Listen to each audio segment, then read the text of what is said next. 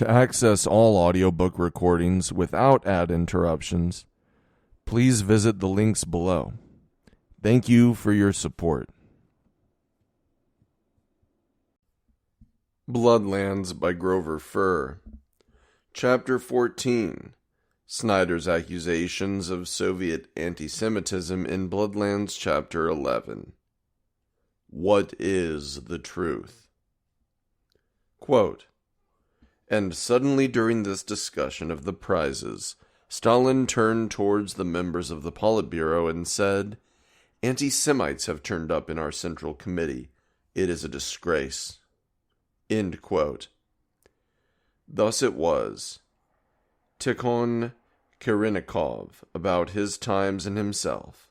Moscow, Musica, 1994, page 179. The lie that Stalin was anti-Semitic. Snyder's book is subtitled Europe Between Hitler and Stalin. He speaks of 12 years between 1933 and 1945, while both Hitler and Stalin were in power. Hitler committed suicide in April 1945. So why does Snyder have a chapter that deals with events in the USSR from 1948 to 1952, when Hitler was long dead? The reason, presumably, is that Snyder cannot find any anti-Semitism by Stalin, the Soviet government, or pro-Soviet forces like the Polish, communist-led People's Army, Armia Ludowa, AL. On the contrary, all the anti-Semitism between 1933 and 1945, aside from the Nazis, was by anti-communist forces like the Polish government in exile, its underground home army and Ukrainian nationalists, and their anti-Semitism was immense.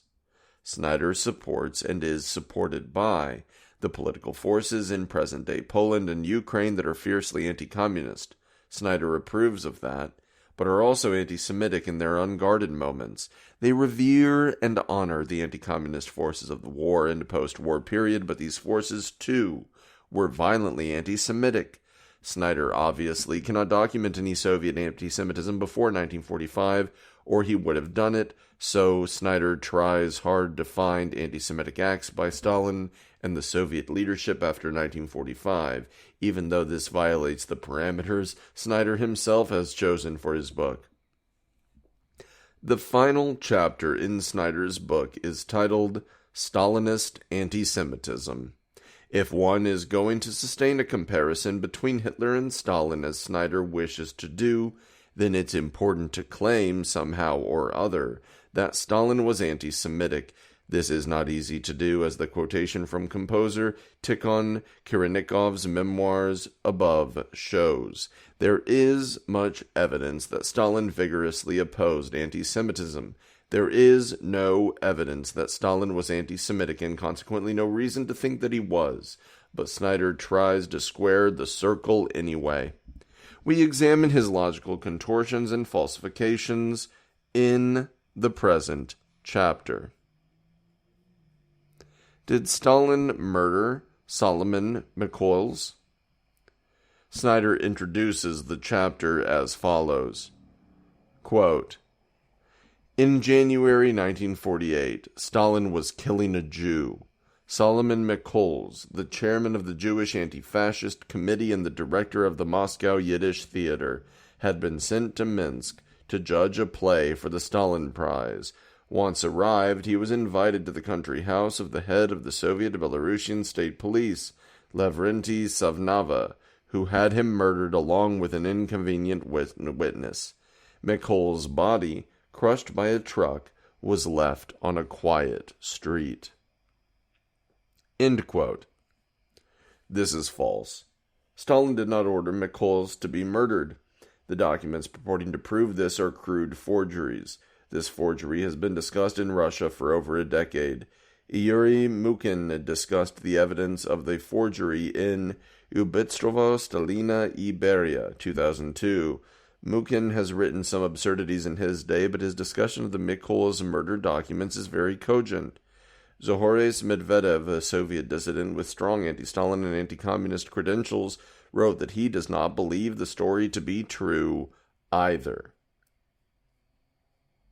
Snyder shows no familiarity with this issue whatsoever.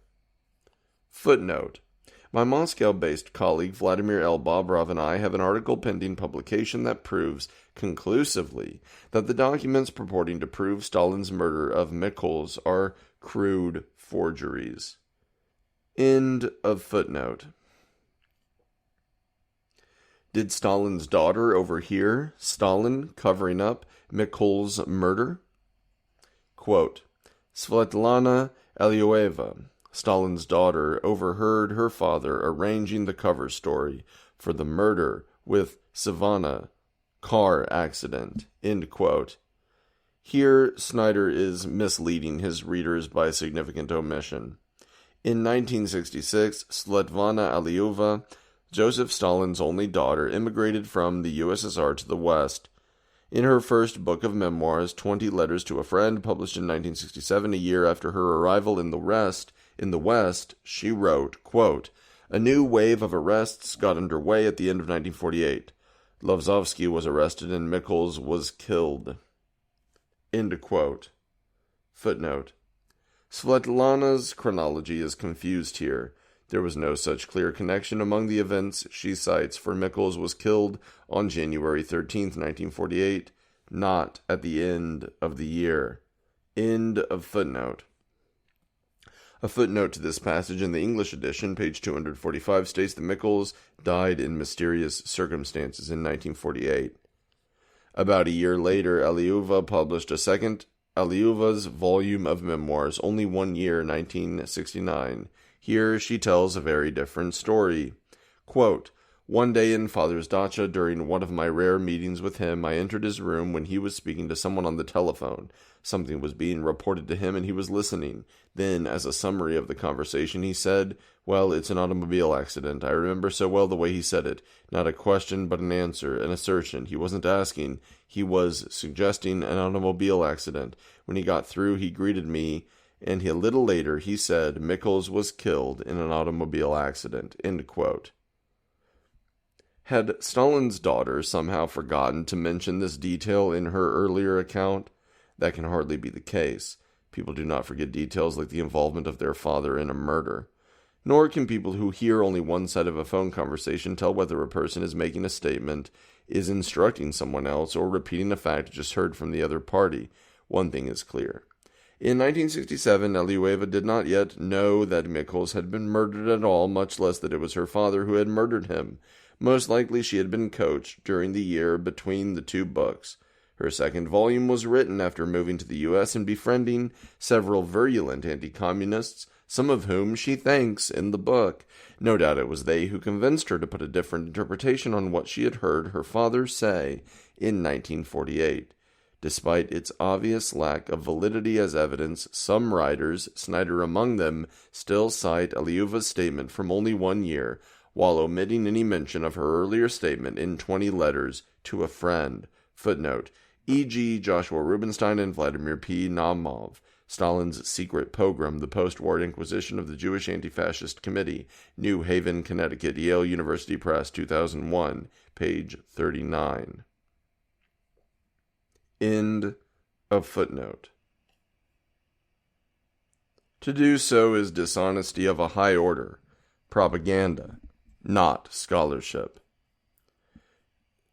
Did Stalin say Russians had been the war's greatest victims? Quote, Given the centrality of the Second World War to the experience of all East Europeans in the USSR and in the new satellite states, everyone in the new communist Europe would have to understand that the Russian nation had struggled and suffered like no other. Russians would have to be the greatest victors and the greatest victims now and forever. End quote. Snyder does not even bother to cite any evidence to support this false statement. Was the number of Soviet Jews killed by the Germans a state secret? Quote, The number of Jews killed by the Germans in the Soviet Union was a state secret. End quote. This statement is also false, and again Snyder does not cite any evidence to support it. Snyder's footnote to the paragraph that begins with this statement is also false. He vastly understates the number of Soviet citizens killed in the war. We omit this here. Did the Soviets try to hide the fact of collaboration with the Germans? Quote, It was unmentionable that Soviet citizens had staffed Treblinka, Sobibor, and Belzec. That the Germans needed collaborators and found them is not surprising, but collaboration undermined the myth of a united Soviet population defending the honor of the fatherland by resisting the hated fascist invader." End quote.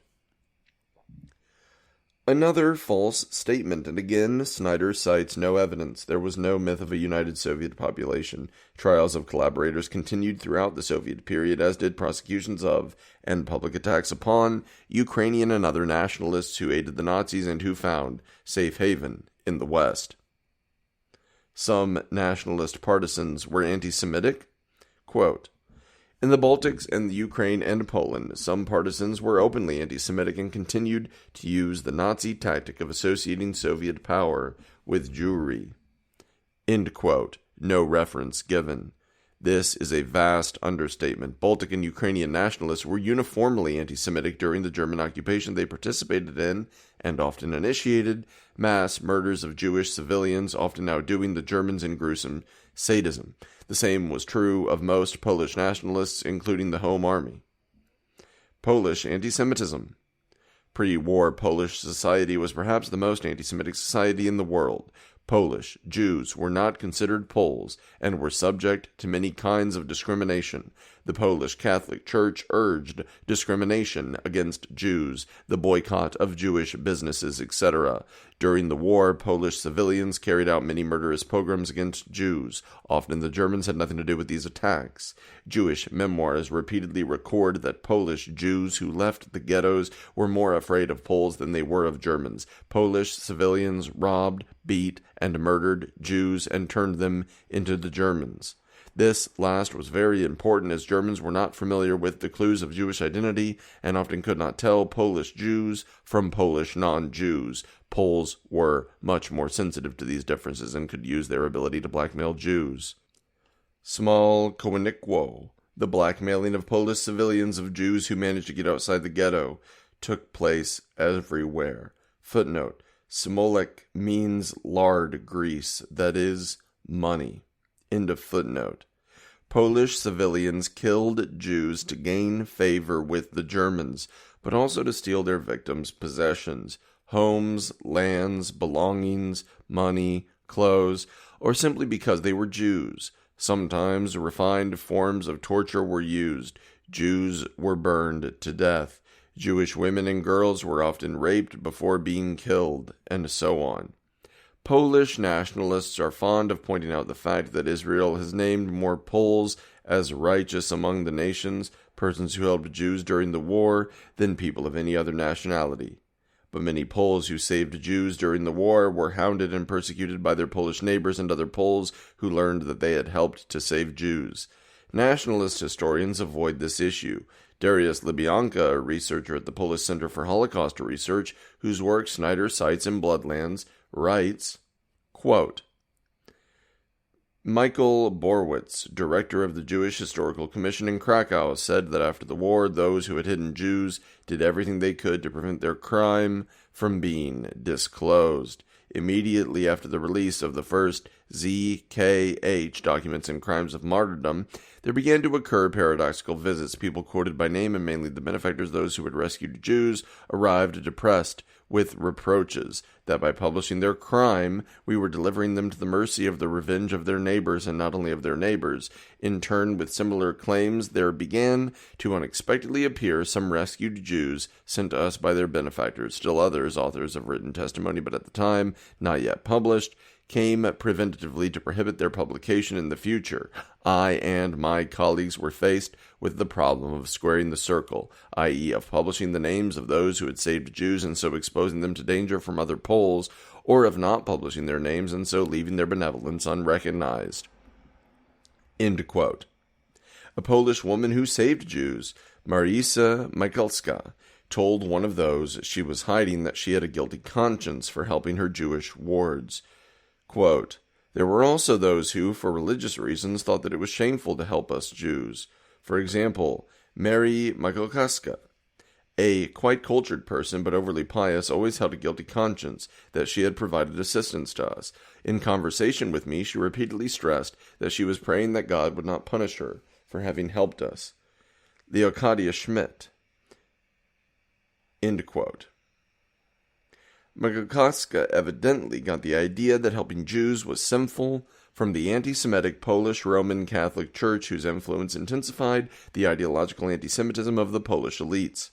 After the war, many Jews who returned to their homes, shops, and businesses found them occupied by Poles who refused to leave. Many were murdered by their Polish neighbors. The anti-communist Polish underground that carried out terrorist activity for years after the war also targeted Jews, as well as Soviet soldiers and officials, Polish communists, and anyone whom they deemed unpatriotic. Jewish survivors record home army units after the war stopping trains, taking the Jewish passengers off, and shooting them. The Center for Holocaust Research in Warsaw has published many books and journal articles detailing horrific acts of anti-Semitic violence by Polish civilians and by the Home Army. Polish-American professor Jan Tomasz Gross, a highly anti-communist author, has published a number of books in English detailing Polish anti-Semitism during and after the war that have brought this question to the attention of persons who are not specialists in Polish history. A recent and very useful account drawn from the works of the Centrum of Gross of Memoirs of Polish Jews and other sources is by Stefan Zielinski, How Poles Helped Germans Murder Jews.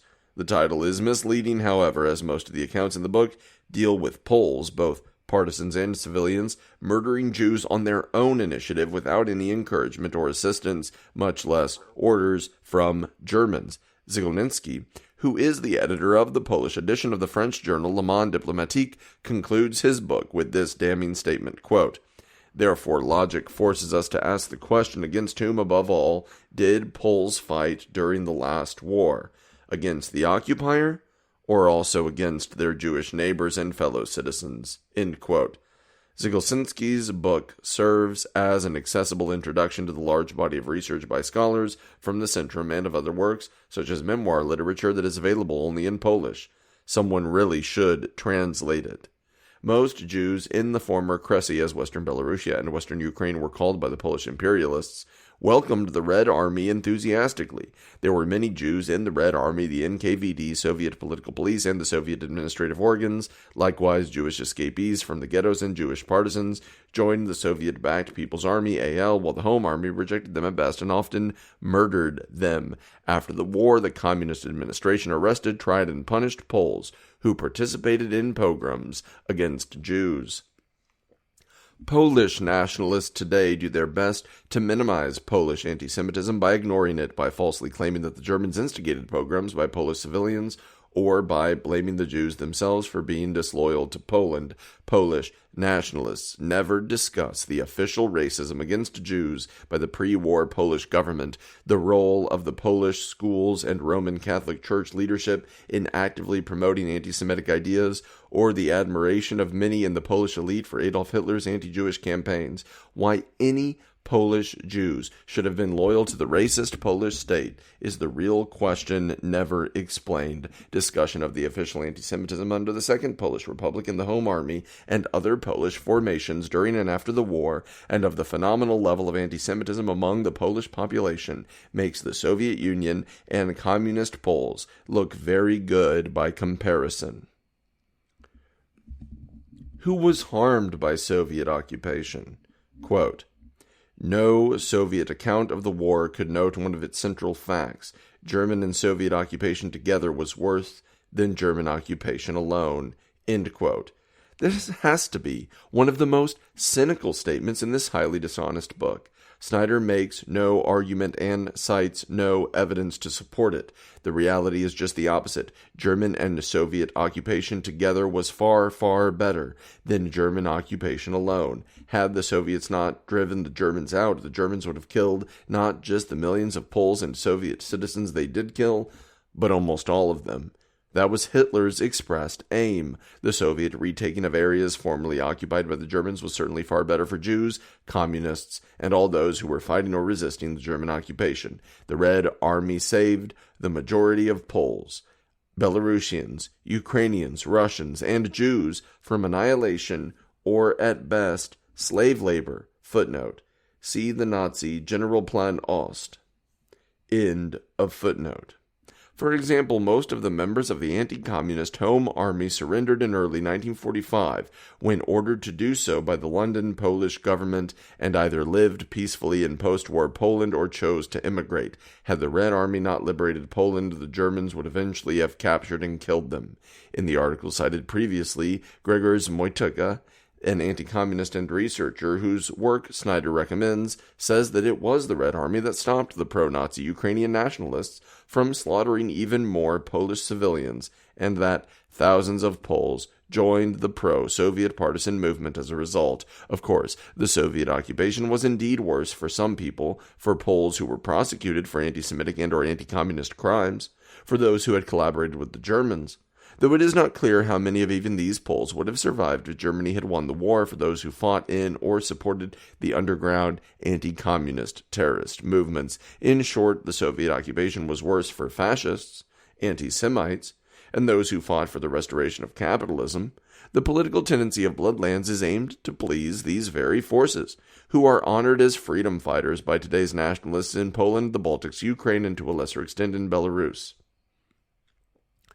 The big lie yet again, Soviet invasion of Poland, Soviet alliance with Germany. Quote, the whole Soviet idea of the Great Patriotic War was premised on the view that the war began in 1941 when Germany invaded the USSR, not in 1939 when Germany and the Soviet Union together invaded Poland. In other words, in the official story, the territories absorbed as a result of Soviet aggression in 1939 had to be considered as somehow always having been Soviet, rather than as the booty of a war that Stalin had helped Hitler to begin. Otherwise, the Soviet Union would figure as one of the two powers that started the war, as one of the aggressors, which was obviously unacceptable. No reference given. The Soviet citizens who suffered most in the war had been brought by force under Soviet rule right before the Germans came, as a result of a Soviet alliance with Nazi Germany. Also to be forgotten was that the Soviet Union had been allied to Nazi Germany when the war began in 1939. End quote. This falsehood is crucial to Snyder's thesis. We have thoroughly discussed it earlier in the present book. We have shown exhaustively in previous chapters that there was no alliance with Nazi Germany and no Soviet aggression, apparently.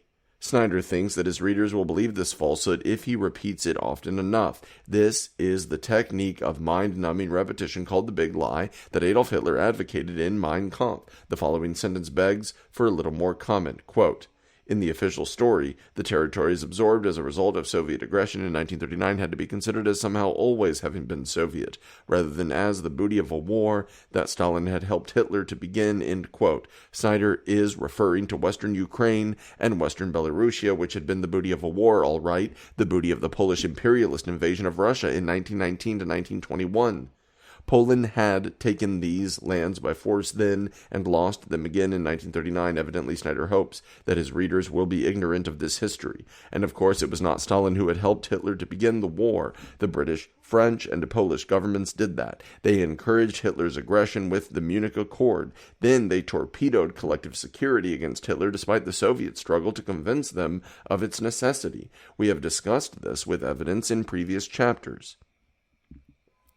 Was there official anti-Semitism in the USSR after World War II? Quote, in late 1948 and early 1949, public life in the Soviet Union veered toward anti-Semitism. The new line was set indirectly but discernibly by Pravda on 28 January 1949, an article on unpatriotic theater critics who were bearers of stateless cosmopolitanism began a campaign of denunciation of Jews in every sphere of professional life. Pravda purged itself of Jews in early March. Jewish officers were cashiered from the Red Army, and Jewish activists removed from leadership positions in the Communist Party.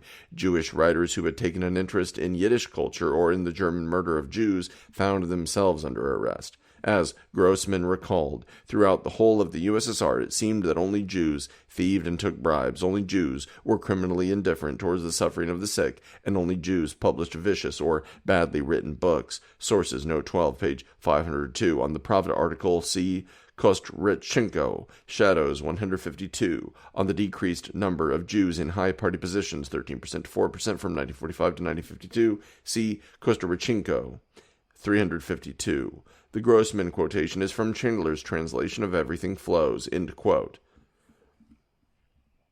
The Pravda editorial discussed by Kostorychenko was written by Alexander A. Fadiv, General Secretary of the Writers' Union, and David I. Zaslavsky, a longtime editor of Pravda and of Jewish background himself. The article is available online at a number of places. Many, though not all, of the theater critics who are criticizing it do have recognizably Jewish names, but that in itself does not make the article anti-Semitic despite the claims of Kostorychenko and others. It's impossible to criticize anyone without mentioning that person's name. It is not anti-Semitic to criticize a Jewish writer, and the criticism in the Pravda editorial is not anti-Semitic at all. Rather, it is directed against criticism that belittles Soviet culture in comparison to Western European culture. By 1952, the percentage of persons of Jewish origin in party organizations had indeed declined to approximately the percentage of Jews in the Soviet population. The correct reference is to the table in Kostorychenko, page 353 to 355, but this is not evidence of anti-Semitism either. Previously, the percentage of Jews in high positions in the party and cultural spheres had been 2 or 3 times their proportion in the population. The large-scale overrepresentation of Jews in these fields was only possible if other nationalities were seriously underrepresented. Reducing the percentage of Jews was inevitable as the percentage of other nationalities was increased. It was also inevitable that there would be an increase in anti-Semitism in the USSR after the war. Tens of millions of Soviet citizens have lived for several years under German occupation and been subject to an unprecedented barrage of Nazi anti-Semitic propaganda. Nationalists among the Baltic, Belarusian, and Ukrainian population had promoted anti-Semitism too, often more vehemently than the Germans did. This was bound to leave its mark on post-war Soviet society, but Snyder is not discussing this anti-Semitism. Stalin opposed anti-Semitism. Snyder writes, quote, "A few dozen Jewish poets and novelists who used the Russian literary pseudonyms found their real or prior names published in parentheses," end quote. This is true, and it was Stalin himself who reacted vehemently against it. Stalin opposed the publication of Jewish names after the pen names of authors. Noted Soviet author, war correspondent, and editor of literary journals, Konstantin Simonov, records the following. Quote, "Why Melitsev, then Rovinitsky, in parentheses? What's going on here? How long is this going to continue? Why is this being done? We already spoke about this last year, forbidding double last names in works presented for the Stalin Prize. Why write a double last name? If a person has chosen a literary pseudonym, that's his right. We're not speaking of anything other than elementary decency. A person has the right to write under a pseudonym he has chosen for himself. But obviously, somebody wants to emphasize that this person has a double name, to emphasize that he is a Jew. Why emphasize that? Why do that? Why spread anti-Semitism? Who benefits from that? We must write down a person with the surname that the person himself has chosen. A person wishes to have a pseudonym. He himself feels that this is natural for him. So why pull him, drag him back?" End quote. Simonov's book and this quotation are well known to students of Soviet history. If Snyder is ignorant of it, he is unqualified to write about the subject. If he does know about it but kept it from his readers, he is being deliberately dishonest. Stalin made other remarks after the war showing that he personally opposed anti-Semitism. Snyder cites no evidence that Jewish officers were dismissed from the Red Army because they were Jewish or that Jewish writers found themselves under arrest. These are serious allegations. If they were made against, say, the American government, we would demand evidence. Perhaps Snyder is counting on reflexive knee-jerk anti-Stalinism among his readers to blind them to the absence of any evidence. The Grossman quotation is from a novel written years after Stalin's death. A quotation from a novel is not documentation of a historical fact. Grossman himself was a tragic case of the consequences of Khrushchev's lies about Stalin and the Stalin years, and the reader should be clear on this point. Khrushchev's secret speech was deliberately falsified from beginning to end. Footnote. See Furr, Khrushchev Lied. The English version of this book was not published until 2011, after Bloodlands.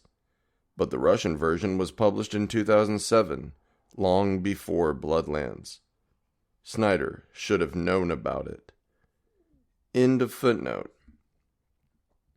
Grossman believed these slanders and incorporated Khrushchev's false history of the USSR into the book Snyder cites, Everything Flows. In it, the protagonist accepts Khrushchev's false revelations about the Stalin years at face value, and decides that all the years of communism have been a cruel hoax, the defendants in the Moscow trials innocent, and so forth. Grossman's translator, Robert Chandler, believes this false history himself, and has said that Grossman's novels are important as history. Footnote. See Chandler's remarks in an interview at BookSurf. Quote, BS. Does it matter what we call different sections of Everything Flows, history or fiction? No, I don't think it matters. End quote. End of footnote. Quite the opposite is the case. Grossman believed Khrushchev's lies and built his novel around them. Many people would conclude that this ruins Grossman's novel, for the novel is constructed entirely around Khrushchev's politics. If he had known Khrushchev's revelations were lies, Grossman would never have written this novel in the first place. But many more people than just Grossman were duped and disillusioned by Khrushchev's lies. Snyder writes, quote, Jews across the Soviet Union were in a state of distress.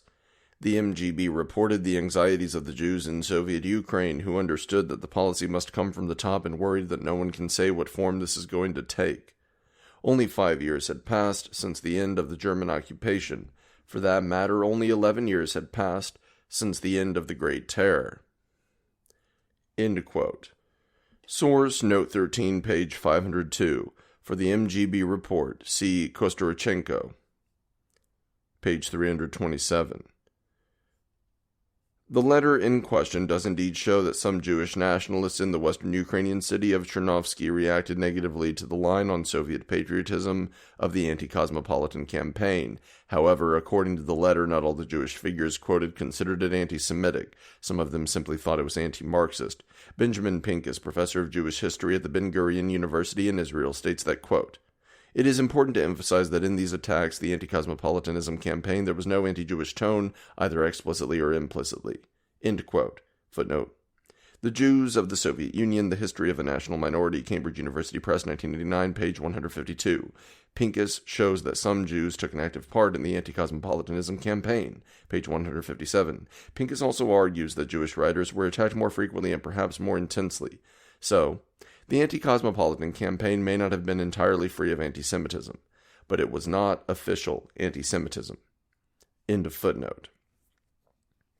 The Berlin Blockade. Snyder gives the following brief account of the Berlin Blockade.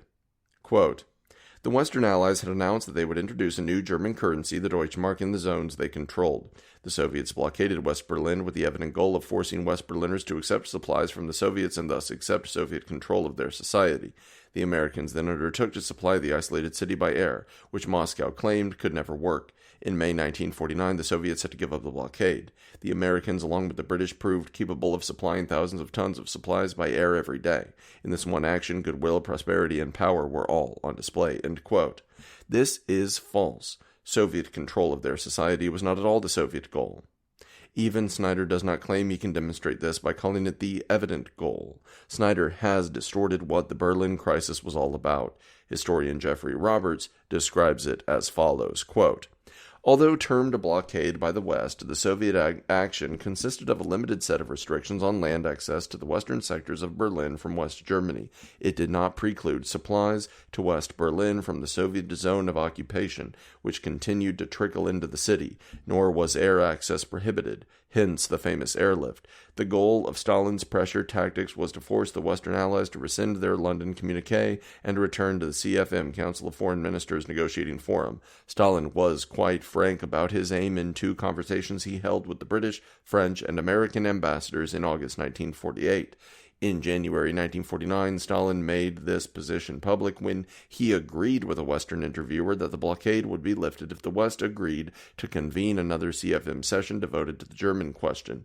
In May 1949, the blockade was lifted when the Western powers agreed to reconvene the CFM in Paris. End quote. Footnote. Roberts, Molotov, Stalin's Cold Warrior, Dulles, VA, Potomac Books, 2012. 118 to 119. End of footnote.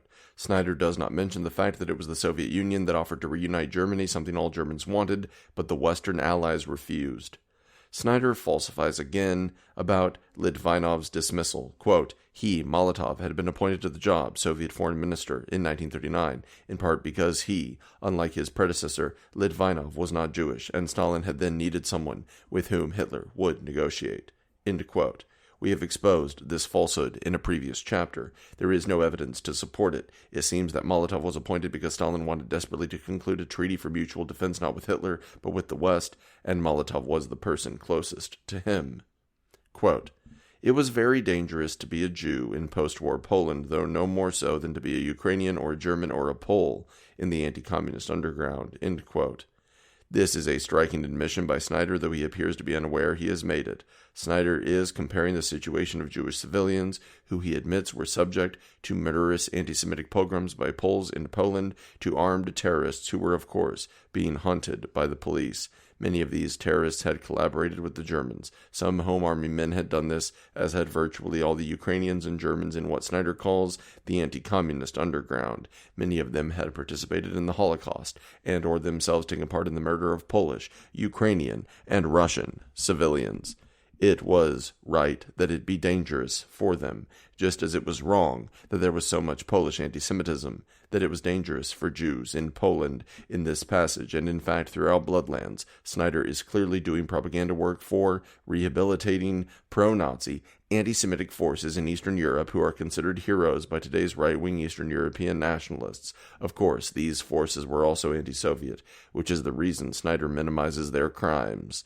In 2013, Poland declared a holiday in honor of the doomed soldiers of the Polish anti-communist underground, proclaiming them to be heroes. A Ukrainian newspaper has this to say about them. Quote, doomed soldiers, more accurately damned soldiers, the time has come to see these heroes as they really were. The Parliament of Poland had supported the proposal for the statues of a national holiday to the day of memory of the so-called doomed soldiers, the participants in the anti-Soviet armed underground of the 1940s and 1950s. Among them are those who openly collaborated with the Nazis and those who viciously killed peaceful Ukrainians. End quote. Snyder does not mention the fact that the Soviets and pro-Soviet Poles actually persecuted anti-Semites. For example, the perpetrators of the murderous pogroms of Jews in Kalichi, Poland in July 1946 were captured, tried, convicted, and executed within a month of their crime. Did the Polish communists claim that only communists led the Warsaw Ghetto Revolt? Quote, all resistance to fascism was by definition led by communists. If it was not led by communists, then it was not resistance. The history of the Warsaw Ghetto Uprising of 1943 had to be rewritten such that communists could be seen as leading Polish Jews, just as they were supposedly leading the Polish anti-Nazi resistance generally. In the politically acceptable history of the Second World War, the resistance in the ghetto had little to do with the mass murder of Jews and much to do with the courage of communists. This fundamental shift of emphasis obscured the Jewish experience of the war as the Holocaust became nothing more than an instance of fascism. It was precisely Jewish communists who had to develop and communicate these misrepresentations so that they could not be charged with attending to Jewish rather than Polish goals. In order to seem like plausible Polish communist leaders, Jewish communists had to delete from history the single most important example of Jews resisting Nazis from Jewish motivations. The bait in Stalin's political trap was left by Hitler. Source note 22, page 502, Shore, Jezek, page 60, end quote. This is contradicted by Snyder's own source. According to Marcy Shore, Jewish historians did not delete the Warsaw Ghetto Uprising from history but continued to celebrate it every year while downplaying the role of the Zionists and exaggerating that of the communists. Shore, Jezek, 60, quote, thus ended an era Every year, the communists, with Zacharias in charge, celebrated the anniversary. There was no longer any mention of Zionists. Generally, this meant a process in which Jewish communists betrayed the Zionists left their former comrades. After the departure of Herman and other Zionists, Burr Mark was the author of the official history of the Warsaw Ghetto Uprising. According to the censor, Comrade Mark carried out in his work the legitimate political and ideological line. Comrade Mark carries out in his work in this line of principle that the only force which threw the signal for the fight, that the only factor that organized and directed resistance in the ghetto, was the PPR and the GL, the Polish Workers' Party, and the Guardia Ludowa, communist groups, end quote. But there is reason to doubt the truth of Shor's statement here. Burr Mark's official history, published in Polish in 1959, was published in English translation in 1975. Here are two short passages from the early pages of that book, Uprising in the Warsaw Ghetto. Quote, "Its, the anti-fascist bloc's member bodies were the Polish Workers' Party, PPR, Hashemar Hatzar, left and right labor Zionists, and Hechelutz. Commander-in-chief of the Jewish fighting organizations was Mordecai Ananelowitz, a 24-year-old Hashemar Hatzar activist. Other members were Herzes Berlinski, left labor Zionist, Marek Edelman, Jewish Labor Bund, Isaac Kugerman, Hechelutz, and Michael Rosenfield, Polish Workers' Party." End quote. Here is one final passage to show that Mark did not neglect the Zionists in the rest of the book. Quote, "In brief, here at Mila 18 were the mind and heart of the uprising, the leaderships of the Jewish fighting organizations, Hashemar Hatzar, and the communists, plus activists and commanders in Dorar, a Zionist group, the Jewish Labor Bund, and Akiva." End quote. The issue here is not how historically accurate Mark's depiction is. Snyder claims that the post-war communist version of the Warsaw Ghetto Uprising portrayed communists as in the lead. Snyder's source, Shor, claims that Burr Mark wrote that the only factor that organized and directed resistance in the ghetto was the PPR and GL. These quotations from Burr Mark's book prove that this is not true. Mark mentions the communists prominently, but often mentions Zionist and other non-communist Jewish forces first. Moreover, Mark does not show communists as the leaders of the uprising, as Shor claims. Snyder then again claims, without evidence, that Stalin was anti-Semitic. Quote, "This was Polish-Jewish Stalinist self-defense from Stalin's own anti-Semitism." End quote. Another blatant falsehood by Snyder. As we have seen and will see again, Stalin was not in the least anti-Semitic, and Snyder has no evidence that he was. According to Zores Medvedev, quote, "Stalin's anti-Semitism, about which one reads in almost all of his biographies, was not based on religion or race or culture. It was political and expressed itself in the form of anti-Zionism, not of racial anti-Semitism." End quote. Here, Medvedev takes the position that opposition to Zionism is anti-Semitic. Of course, this is wrong. Many Jews, including Israeli Jews, are strongly anti-Zionist. Medvedev states that there is no evidence that Stalin was anti-Semitic, but anti-communistic writers routinely claim that he was. Snyder is one of these. Again, Snyder claims Stalin slandered the Home Army and the Warsaw Uprising. Quote, "The associated slander of the Home Army and the Warsaw Uprising of 1944 was an easy labor. Since it had not been led by communists, it could not have been an uprising. Since the Home Army soldiers were not communists, they were reactionaries acting against the interests of the toiling masses. The Polish patriots who died, seeking to liberate their capital, were fascists, little better than Hitler. The Home Army, which had fought the Germans with much greater determination than the Polish communists, was a bespittled dwarf of reaction." Note 23, this was part of the slogan of one of the more striking propaganda posters, executed by Vladimir Zekursky. End quote. This is false. The communists never called the fighters of the Warsaw Uprising fascists, and Snyder cannot cite any evidence that they did so. Furthermore, many communists also fought in the Warsaw Uprising. As we have discussed in an earlier chapter, it was not only Stalin and the communists, but General Anders, Jan Chichanowski, and many other anti-communist Poles thought the Warsaw Uprising of 1944 was a crime. The criminals were the Home Army leadership, not the ordinary fighters. Many other non-communist Poles came to think the same thing, since the uprising predictably led only to disaster.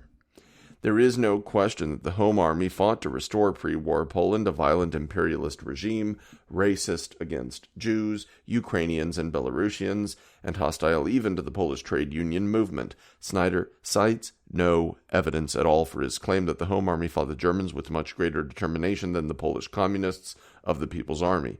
Moreover, here, Snyder seems to forget that he has already claimed that the activity of pro-Soviet partisans against the Germans simply brought down German violence upon the local population. To the extent the Home Army fought the Germans, their actions would have the same effect. Snyder omits to inform his readers that the Home Army was conspiring with the German military against the communist forces. Nor does he mention that the Home Army hunted down and killed Jews, including Jews who escaped from the Warsaw Ghetto Uprising and collaborated with the Nazis against the Red Army.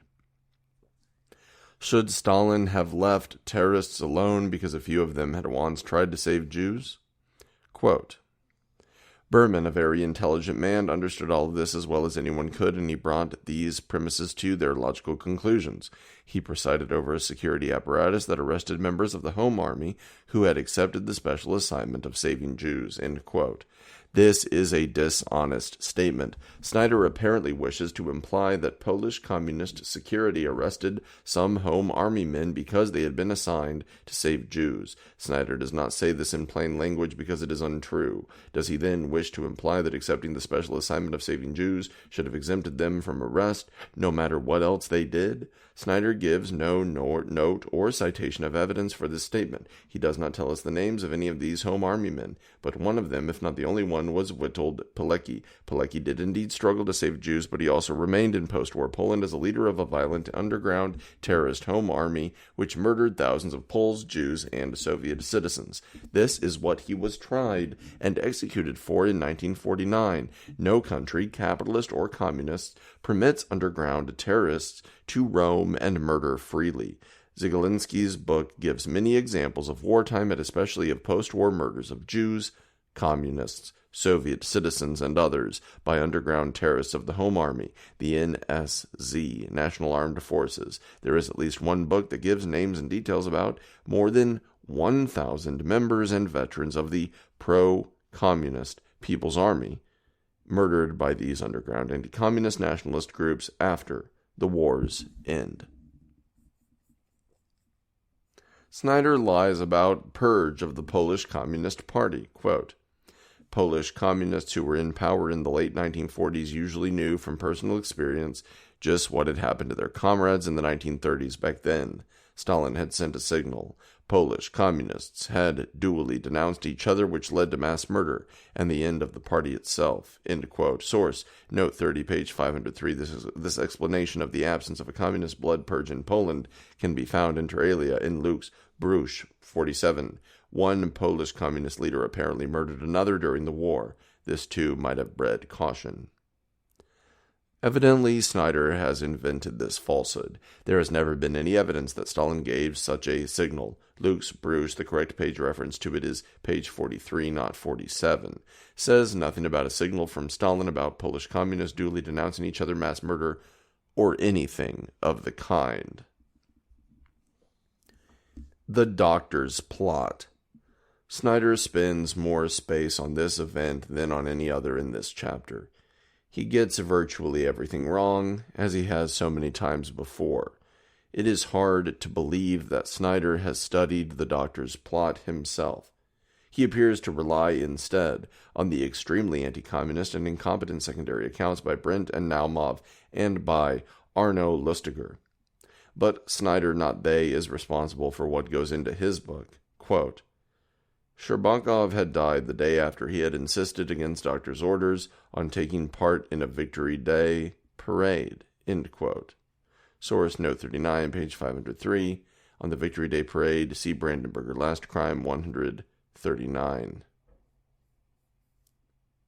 Brandenburger simply repeats what Brent and Naumov say, that Sherbakov ignored the doctor's advice to remain in bed. He had suffered a heart attack on December 1944 and instead went out to view the Victory Day celebrations and died of another heart attack the next day, May 10, 1945.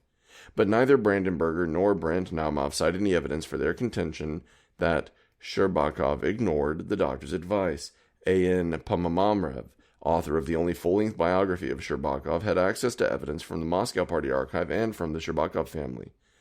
Ponomarev states that Shcherbakov went to the celebration with his doctor's permission. Quote, in the evening, the doctors did not object.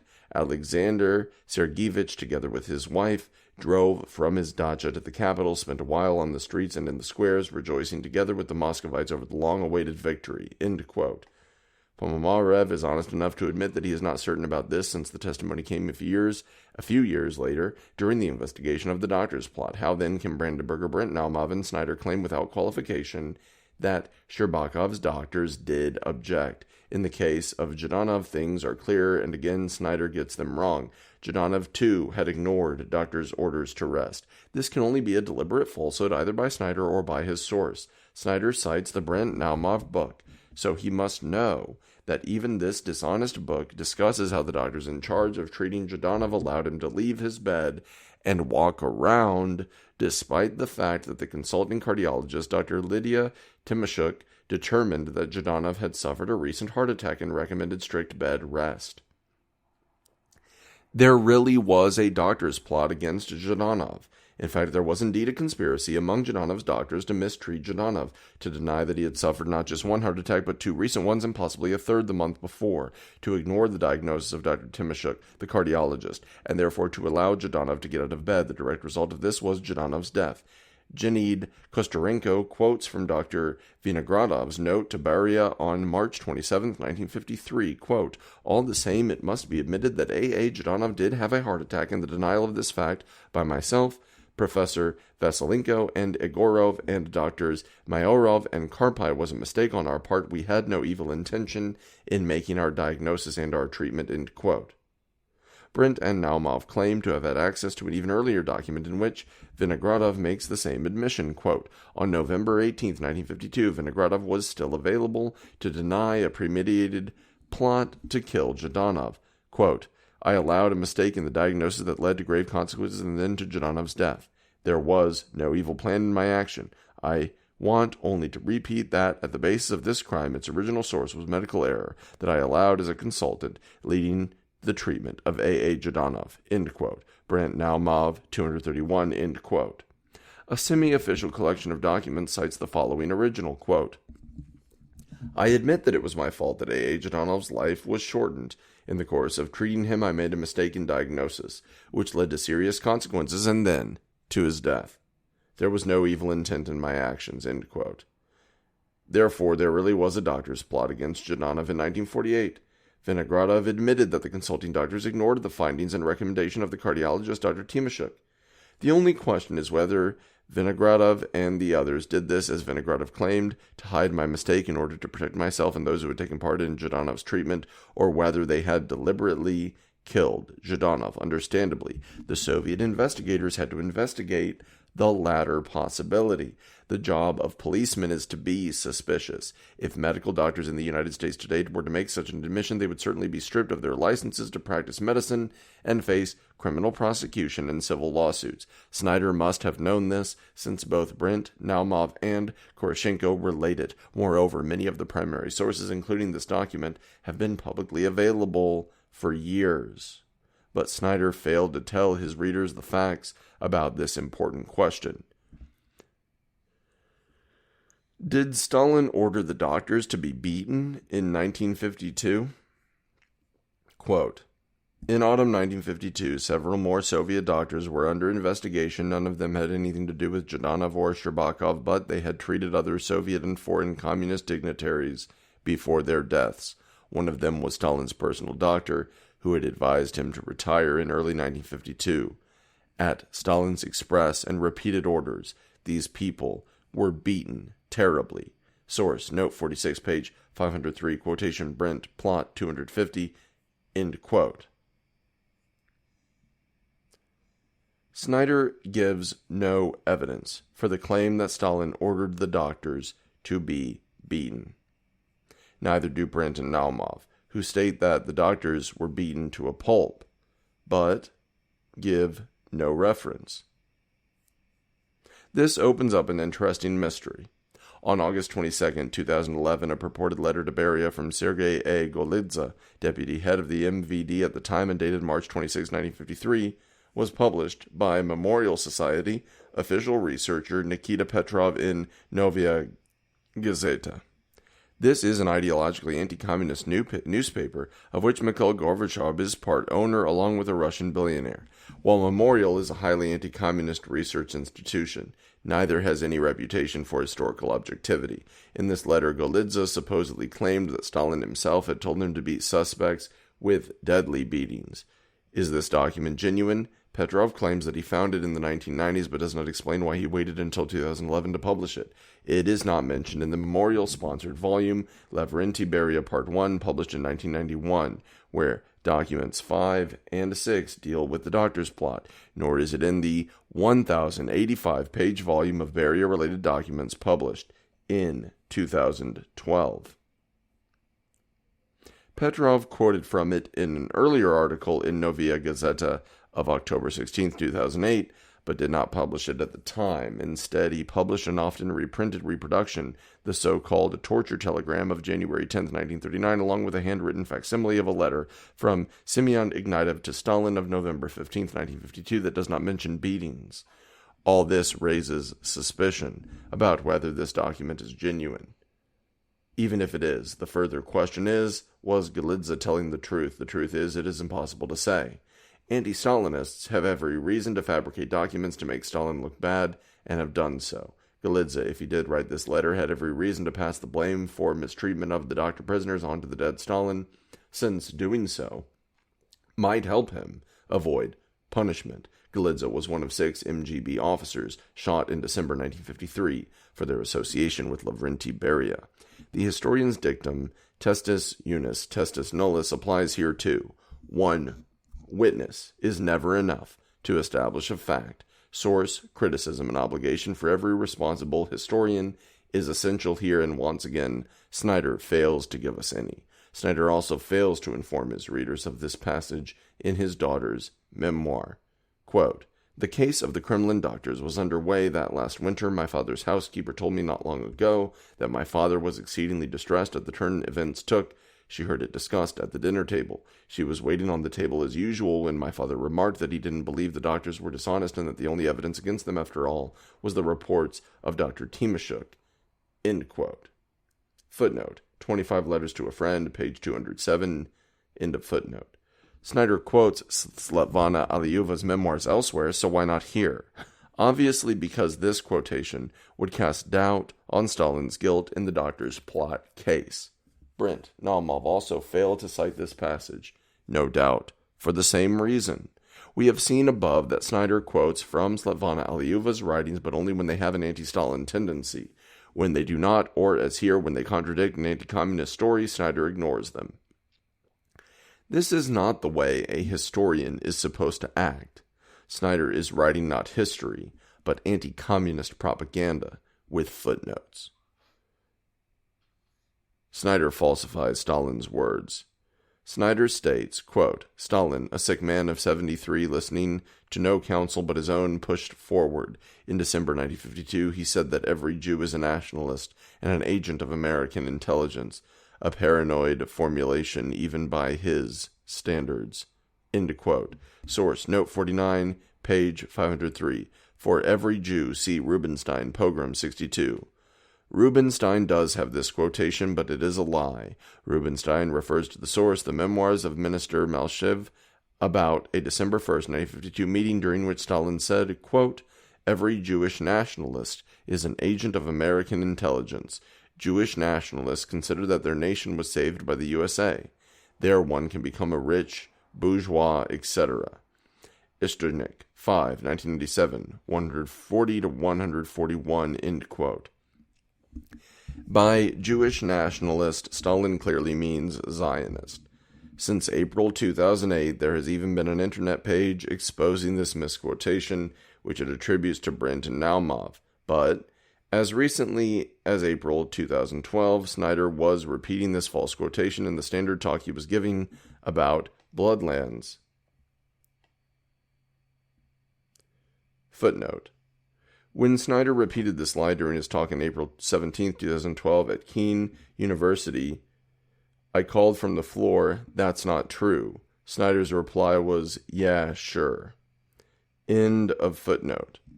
Snyder is either deliberately lying or never bothered to check the source of this quotation. Whatever is the case, it does him no credit as a historian. Anything to make Stalin appear anti-Semitic? Snyder falsifies the draft letter. Snyder writes, quote, "In February 1953, the Soviet leadership was drafting and redrafting a collective Jewish self-denunciation, including phrases that might have come straight from Nazi propaganda. It was to be signed by prominent Soviet Jews and published in Pravda. Vasily Grossman was among those intimidated into signing the letter." Sources, note 52, page 504.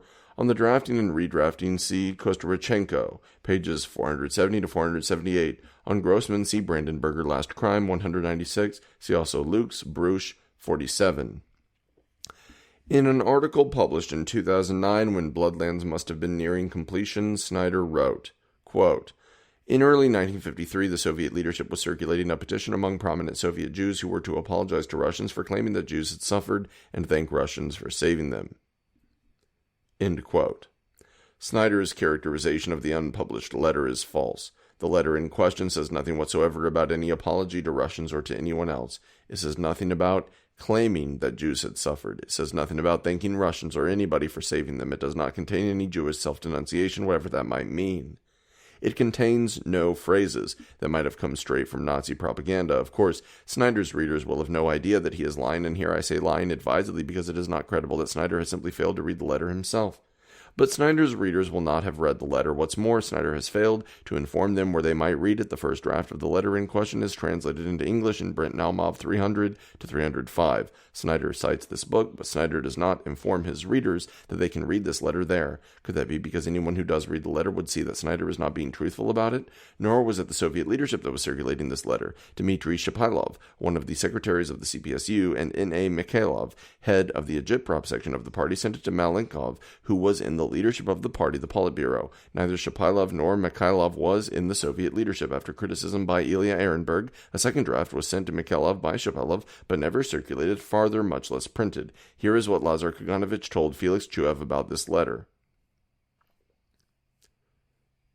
Quote, "When Mikhailov brought me the paper for publication against these doctors, I am telling you something personal concerning the Jewish question. There were signatures of Reisen and of many other Jewish figures. Mikhailov was a secretary of the Central Committee and then Minister of Culture. I told him I will not sign it. What? Are you condemning them? Yes, yes. He said, what? Comrade Stalin gave me this. Tell Comrade Stalin that I will not sign it. I will explain it to him myself. When I arrived, Stalin asked me, why didn't you sign? I said, I am a member of the Politburo of the CC of the CPSU and not a Jewish public figure, and I will sign papers as a member of the Politburo. Give me a paper like this and I will sign it, but I will not sign as a Jewish public figure. I am not a Jewish public figure. Stalin looked attentively at me and said, okay, that's fine. I said, if necessary, I will write an article of my own. Let's see, maybe we'll need you to write an article. End quote. There is no evidence that Vasily Grossman was intimidated into signing the letter. His signature simply appears alongside those of many others. Brandenburger cites no evidence that Grossman was coerced, nor does it seem likely. Judging from his novels at this time, Grossman was making great efforts to be a loyal communist. Quote, in vicious press attacks, it suddenly emerged that Grossman's recently published novel of the war, For a Just Cause, was not patriotic enough. For a Just Cause was a vast novel of the Battle of Stalingrad, mostly within Stalinist convictions. End quote. Several of these criticisms are available online. None of them are vicious, though some are sharp. Their main point is that Grossman's novel is not Marxist enough for a party member. Snyder, rumors are history. Almost.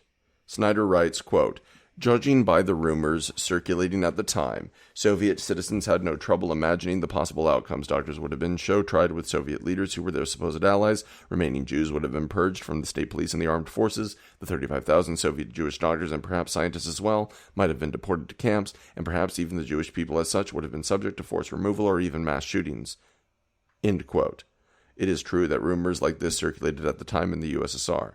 Today in the USA, rumors are circulating that Israel had advance warning of the 9/11 terrorist attacks, that the attack was permitted, maybe even planned by the Bush administration itself.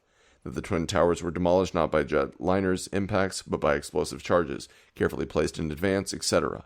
In other words, rumor is not history, far from it. There are plenty of rumors in Russia today that reflect very positively on Stalin. Of course, Snyder ignores them. For Snyder, rumor only belongs in a historical work when that rumor conforms to his own prejudices. Snyder has to know, but does not tell his readers, that Gennady Kostorenko, anti-communist, Zionist, and hater of Stalin, has long since disproved the stories about a planned deportation of Jews. Kostorenko's article is titled Deportatia, Mystifikatia, and one does not need to know Russian to understand its meaning. Snyder also fails to inform his readers that in his book, Stalin Iveritskia Problema, Stalin and the Jewish Problem, 2003, Zoris Medvedev writes, quote, "We can assume that Stalin called Pravda either on the evening of February 27th or in the morning of February 28th, and arranged for the cessation of publication of anti-Jewish materials and of all other articles dealing with the doctor's plot. In the Soviet Union at that time, there was only one person who was able, with a single telephone call to the editor of Pravda or to the Department of Agitprop of the CCCPSU, to change official policy. Only Stalin could do that," end quote. In their collection of essays, the unknown Stalin, Georges, and his brother Roy Medvedev came to a similar conclusion, quote, "We still have no way of knowing exactly how the anti-Semitic campaign was stopped on March 1st, or who was ultimately responsible. It is clear, however, that the end of the propaganda campaign was associated with a decision to abandon preparations for the trial of the doctors. The actual order could only have come from Ignatiev. It is also conceivable, however, that Stalin had given the instruction himself on 28th or 27th of February," end quote. Footnote, Woodstock and New York, Overlook Press, 2004, page 32, end of footnote.